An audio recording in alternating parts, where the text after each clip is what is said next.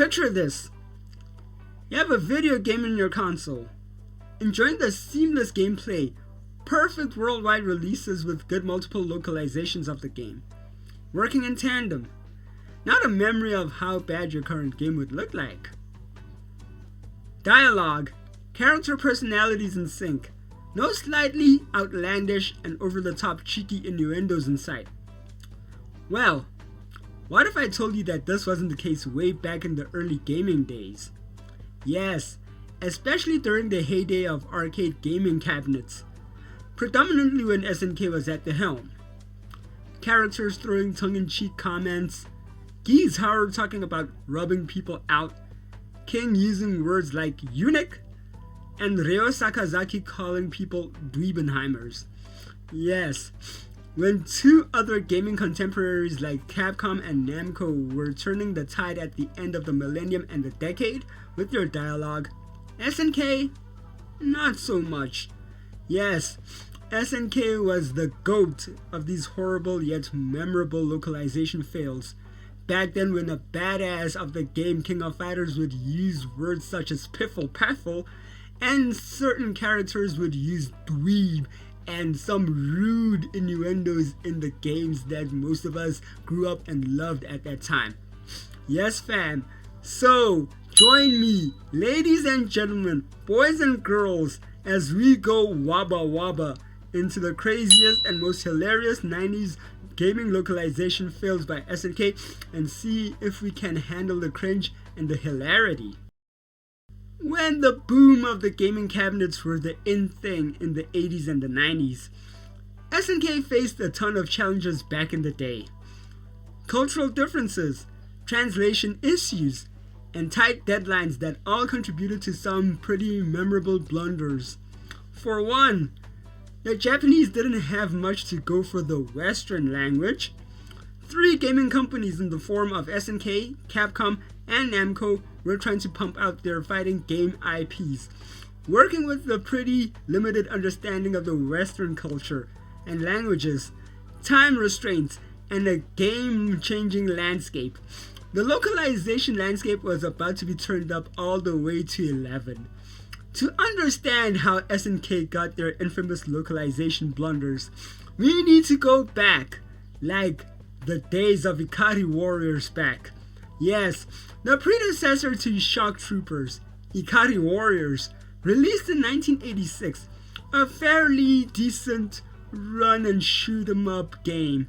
Its story, fairly good. That is until you finish the game and you're met with the line of, "Congratulations, you've rescued Colonel Cook." Yes, who would have thought? Very simple yet otherwise in the spelling and incorrect grammar. But who would have thought that language would be a barrier to SNK? Not when the NES game of Ikari Warriors had a touch of personality with, "You fighted well to last stage. Thanks. All the devils have gone to the world where they should stay. Thou who art selected. Your names will be written indelibly forever in everyone's hearts." Pretty straightforward, but if you count the words of "thou who art selected" and "you have fighted well to last stage," clearly shows that SNK was trying to hit the mark with the localization languages, right? Yes, well, SNK really turned on the language dial up when they moved to the south of California and when Fatal Fury was released back in 1991. Yes, the game that started SNK's fighting directory IP in correlation to the competition that Street Fighter and Street Fighter 2 had way back in the 90s with the classic arcade cinematic feel of the 80s. Yes, 3 characters depending on who you chose, Terry, Andy, or Joe. You would go on and face the characters of the game. Yes, the game's big boss, Geese Howard, is keeping track on your character's progress with the line, "He looks very strong."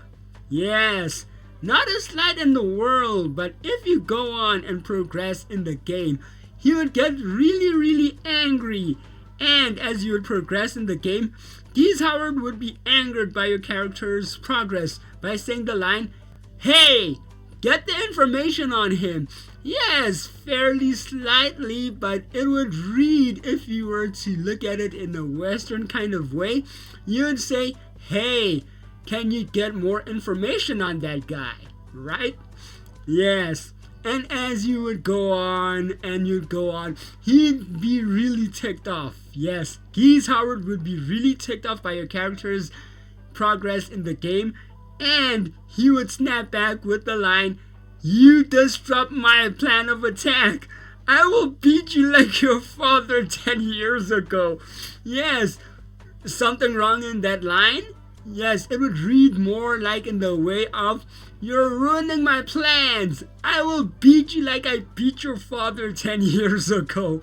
And nothing would go on for the progress of the final showdown. That is when your character, in this case Terry, would kick Geese Howard to his death. And then when he would go kersplat, the headline would read, February 16th, 1919. How noticeable of you, SNK.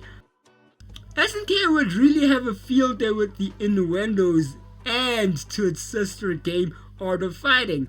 Yes, to the more feel of Fatal Fury, Art of Fighting would incorporate more of a more action cinematic feel with the three other characters that would be Ryo Sakazaki, Robert Garcia, and Yuri Sakazaki, adding in on the fun. That game would also make fun of Ryo and Yuri's dad with the line, yes, the guy with the big beak is Ryo and Yuri's dad. Yeah, that is real classy, SNK. Art of Fighting 2 would become a jolly when Mr. Big, Jack, and King, and not to mention a few that would make SNK and its gaming division all the more memorable in the usual kind of way. With King saying the words, I am woman, feel my kick and moan. Kind of sexual, right? Yes, and Mr. Big, if you would snap back with your character to him, he would be like, hey, I know which holes I can put my pegs in, pal. Yes, SNK would really have its field day with this. The madness would go on with Fatal Fury Special that joined in on the fun. When characters like Terry Bogard would say things like, Wabba Wabba, I'm in the pink today. And more so likely than Duck King's weird and wacky comedic feel. Yes, Lawrence Blood will also have a fun day with this kind of innuendo feel, saying, oh wow, what tough. I couldn't believe that I used 61.5% on my strength. Yes. And really, this would really go on and pour in their most later kind of gaming IPs that SNK would have. Yes, when SNK moved to the south of California back in 1993 to 1994, you thought that the localizations of SNK Group America would get this, right? No, that's when by the time games like King of Fighters came into the scene, and more notably, the King of Fighters 97 added in more flavor back then when its anti-hero Yoriyagami would say lines like, gnarly, let's do it dudes! Yes. Subsequent gaming titles like the King of Fighters 98 would have characters like Ryo Sakazaki calling people Dweebenheimers, and K-Dash, the badass of later King of Fighters titles, would be using the phrase back in King of Fighters 2001, such as piffle paffle. Yes, piffle paffle, like SNK had the time to time travel to 1900s England. Oh yes, SNK would do this when games like Samurai Shodown would have a peculiar storyline theme. Yes, where you'd see one guy and it would read out that long ago, a guy who was trying to relinquish his past, but he knew deep down in his bloodline that he was in with the troubles. Oh yes, and it would go on, and when you would win subsequent rounds in Samurai Shodown, SNK would turn on the flavor with writing out a properly spelled word, victory. That is until when Samurai Shodown 4 dropped, and it would change victory to victory. Yes, like, isn't it bad that R and L in Japan isn't as relevant? And who could forget Garou, Mark of the Wolves, keeping up the weirdness when Grant would add in at the height of his power. Oh God! Come to me, almighty one! Kai and Heinlein would also take a jab calling Rock Howard's Gee's loin seed, and to rather close off the madness that was way back when SNK really faced their deepest troubles in their times when the arcade scene was dying out in the West. To close off the madness that was SNK's troubles with localization was the SNK vs Capcom series. Yes, SNK vs Capcom Match of the Millennium, as Terry would say, excrement! I'm surrounded! And Ryu saying things like, I will bust you like a nut. More specifically, SNK vs Capcom SVC Chaos would have a real good touch to the feel that was the graphics and the gameplay that was mwah!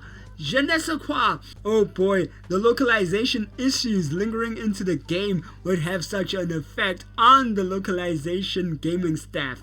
Yes, the localization team really didn't get the memo when Akuma being evilly cheeky with the words, defeating you takes less effort than smacking a baby. Not that I'd ever do that. Or his most infamous words of, try to defeat my murder wave, you punks. Or ChemCap 1, chiming with the words, evil is as strong as good. Stop worrying, Bubala. I'll rehabilitate you, Bubala. What the... Is this an Addams Family thing? Yes, SNK was the big daddy of big and hilarious localization failures.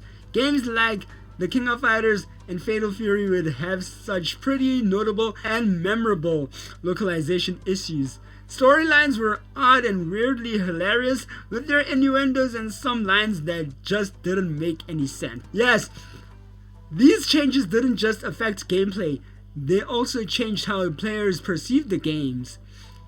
It's crazy to think how different these games would have been if they were properly localized. Yes, these localization fails that just didn't impact SNK's reputation, but they also changed how the gaming community thinks about translation in games. Yes, SNK and their crazy localizations felt like a fever dream. It's a stark and crazy time that became a good reminder of how important it is to get the localization right. Yes, so let me know, fam, if you have a favorite localization fail or a crazy experience with an old school SNK game and their weird and wacky localizations back in the heyday. Let me know in the comment section below. Yes, I've been your boy Geek Ghost Gamer Top on the microphone. Thank you so much for watching and being wabba wabba with me in this video. Follow me on my socials and subscribe to my channel and wabba the notification bell that is somewhere on the screen. I'll check you guys on the next time. Wabba wabba.